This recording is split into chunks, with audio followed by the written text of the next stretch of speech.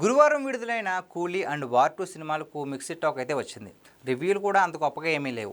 Fans కూడా సాటిస్ఫాక్షన్తో లేరు. విడుదలకు ముందు ఈ రెండు సినిమాలపై భారీ అంచనాలు ఏర్పడ్డాయి. అవి పెద్ద మైనస్గా మారాయి. ఏవేవో ఊహించుకుని ప్రేక్షకులు థియేటర్లకు వెళ్ళారు. వాళ్ళంతా నిరుత్సాహపడ్డారు. అయితే ఈ రెండు సినిమాలకు ఒక ప్లస్ పాయింట్ అయితే ఉంది. అదేంటంటే ఇది లాంగ్ వీకెండ్. గురువారం ఓపెనింగ్ డే కాబట్టి వసూలు అదిరిపోయాయి. అడ్వాన్స్ బుకింగ్ల వల్ల ఈ వీకెండ్ అంతా థియేటర్లు కళకళలాడే అవకాశం కూడా ఉంది. రజనీకాంత్, ఎన్టీఆర్ సినిమాలు కాబట్టి ఎలాగున్నా సరే ఓసారి చూసేయడానికి అభిమానులు సిద్ధంగా ఉంటారు. సినిమాలు బాగుంటే రెండో వారం కూడా ఫ్యామిలీ ఆడియన్స్ వచ్చే అవకాశం ఉంది. అప్పుడు మరింత అడ్వాంటేజ్ దక్కేది. కానీ నెగిటివ్ రివ్యూలు, మౌత్ టాక్ వల్ల రెండో వారం సినిమాలు నిలబడడం కష్టమే అని అంటున్నారు నెటిజన్లు. ఇప్పటికైతే ఫస్ట్ వీకెండ్ మంచి వసూలే రాబట్టే అవకాశం ఉంది. సెలవులు కలిసి రాకపోతే కనుక ఈ రెండు సినిమాలకు మరింత డ్యామేజ్ జరిగేది. వార్ 2ని తెలుగులో 90 కోట్లు కొనుగోలు చేసినట్లు వార్తలు అందుతున్నాయి.